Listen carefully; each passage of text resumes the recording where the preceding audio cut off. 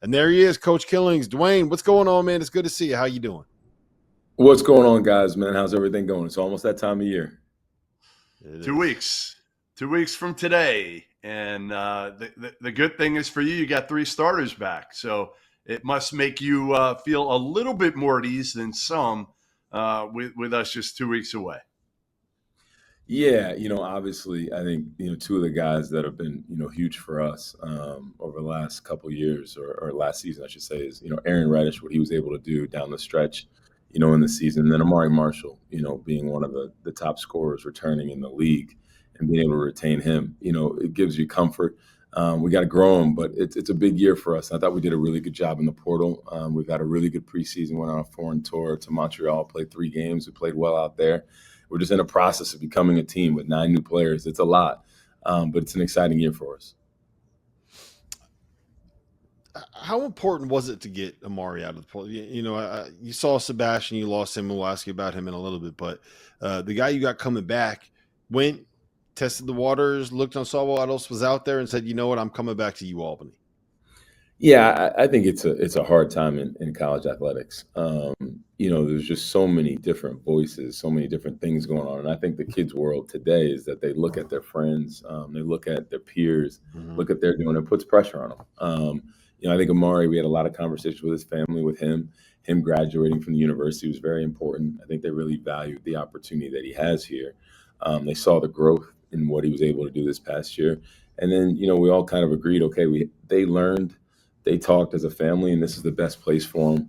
And we embraced having him back. And it's been fun watching his maturity grow into his leadership opportunity, where I think Amari now can help lead our team and then also be what I think is one of the better scorers in mid-major basketball because of his versatility. DeMar Langford is somebody I've seen play for years, right? Going back to his prep school days. Mm-hmm. Undersized, tough, doesn't shoot it great, but does all those other things. Does the intangibles. You bring him in from UCF. He played at Boston College for 3 years, so started a bunch of games in the ACC. What are your expectations for him? Because I think in your league, he could be a beast.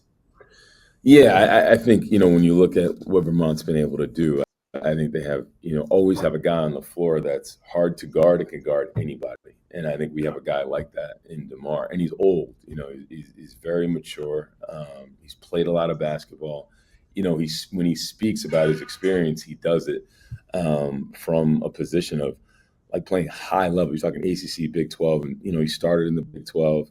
So now we're learning like how to put him in the right spots and use him. I mean, he's a guy who's a point forward. He can play the 4. He can play the point guard position. He can guard anybody on the floor. I think when you get in the league, he's a guy to take out a lot of different guys on the floor. We're working on his conditioning, getting him to a point where, he can handle the ball, guard guys, and have the stamina to close a game. And that's what you need to be able to, win games at a high level in this league. Yeah, he averaged, I think it was in 21-22, 11 and a half points in the ACC at Boston College. What is the key to getting him back to that level? Is it just getting in shape? Is it getting healthy? Is it getting him acclimated to the system that you run? How do you get him back to the gut? Because if you could average 12 in the ACC, you could put up big numbers in the America East. Yeah, I think it's all those things that you said, but then also add confidence. I think we played him actually my first year here, and we were fortunate to win the game. And I think knowing DeMar over the years and had a chance to recruit his brother when I was at Connecticut, when you watch him take the floor, you saw a very confident person. And I think when he got here, he's like relearning himself. And sometimes we're telling him, just go, use your physical attributes to make plays. And then part of it is get his conditioning back. He was injured through part of the year last year. So, him getting back on the floor, the level of minutes he's playing right now, he hasn't done since November of last year. And then the other part is I think, we're learning how to use him the right way, using him as a point guard, then posting him up, getting him out in transition, giving him some freedom at the same time. So it's really good that we were able to play the games, this past summer. And then, we have a scrimmage opportunity and we're playing an exhibition game. I think we need those minutes really to learn each other and also help him get confidence, leading a team. Hey, Dwayne, how much time do you spend on NIL? How much does it hit your level? We heard, I think it was John Becker say they have no NIL, which I'm not sure no NIL means no NIL, but how much does it really impact right now? Because obviously we see the numbers at the high major level. UConn where you were at. Guys making close to 2 million, and whatnot. What's it like for you?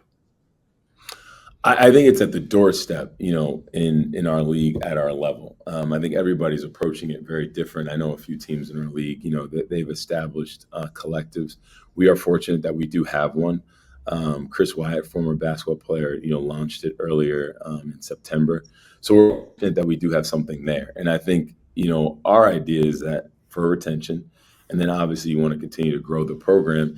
And I think with so much uncertainty of where college athletics is going, you want to make sure you have things in place to be able to have success.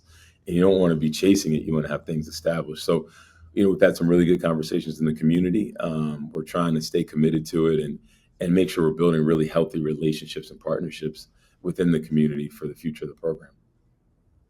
So you mentioned the 9 new guys, 4 Division I transfers. You got 2 guys coming in from JUCO and 3 freshmen in the program. What is the most difficult part about trying to get all of these different pieces to come together, and instead of just developing a roster, like building an actual team out of it? What's the most difficult step in that? Yeah, I think when you first start out, it's like leadership. When you look at Amari, yes, he can lead, but this is a whole new experience for him. DeMar Langford, yes, he can lead, but this is a whole new team and program. We do a transition drill all the time. It's called Laker drill. You yell it out the first time, 3 guys know the drill. It's just you're doing so many new things to reestablish yourself. And then I think you have really good days. And I think you learn new things about your team, but you haven't gone through real adversity yet. So what is it going to look like? How are guys going to respond to adversity? We actually started a book club. We're reading Chop Wood, Carry Water. We're almost through it. But the book really is about process. And I think the part that we're focusing on right now is surrender. It's a chapter in the book where you got to give yourself up, for the program and the greater good of the team.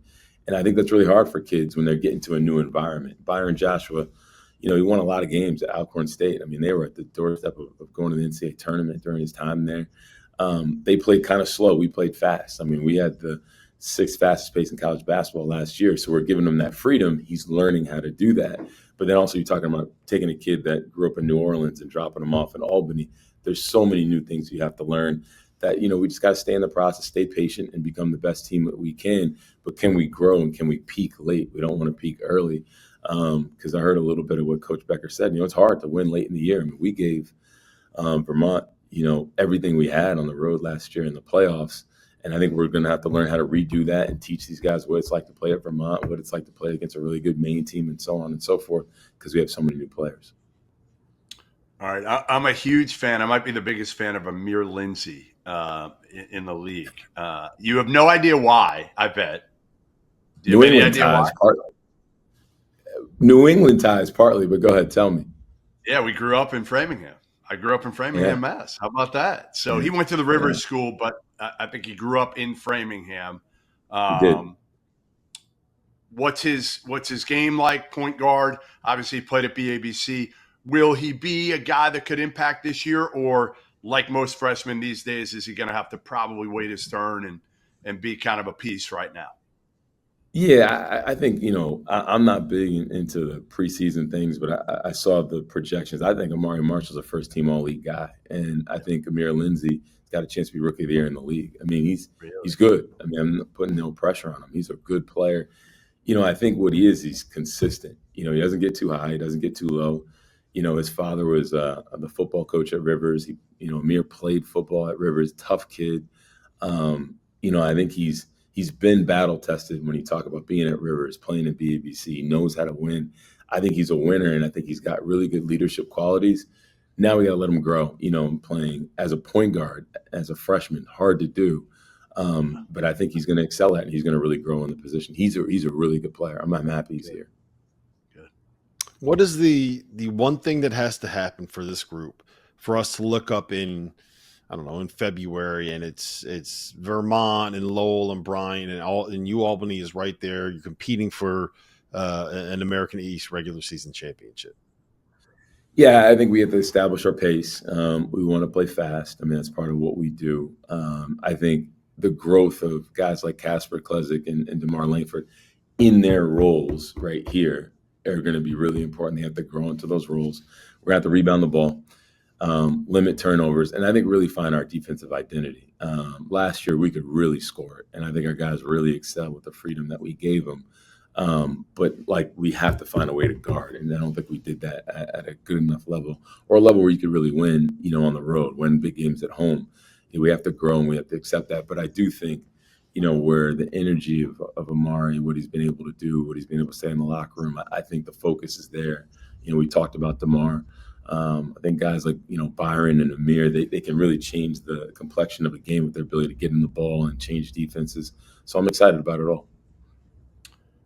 Dwayne, how long did it take you to accept where college basketball is at now and where it's headed, with more, again, not NIL, but more of the portal, right? More of the portal, and the fact that, let's face it, when you were coming up, it was, evaluate, develop, get a chance to know these kids, spend a ton of time with them. Now it's all kind of, you're looking at like a 1-year plan. It's kind of a year by year plan, which kind of sucks, but that's the reality of where we're at. Yeah, one of the things that we talked about at the beginning of the year is like, hey, this could be the best basketball experience for everybody involved.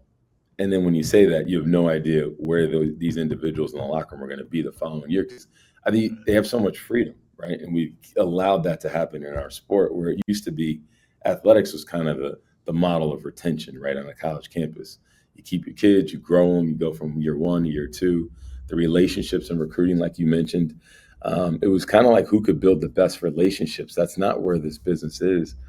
We've lost some kids, and I think at the beginning it stung a little bit. But then I take a step back, and, last year we had a point guard, and you look at like his growth throughout the course of the year. We did really good work.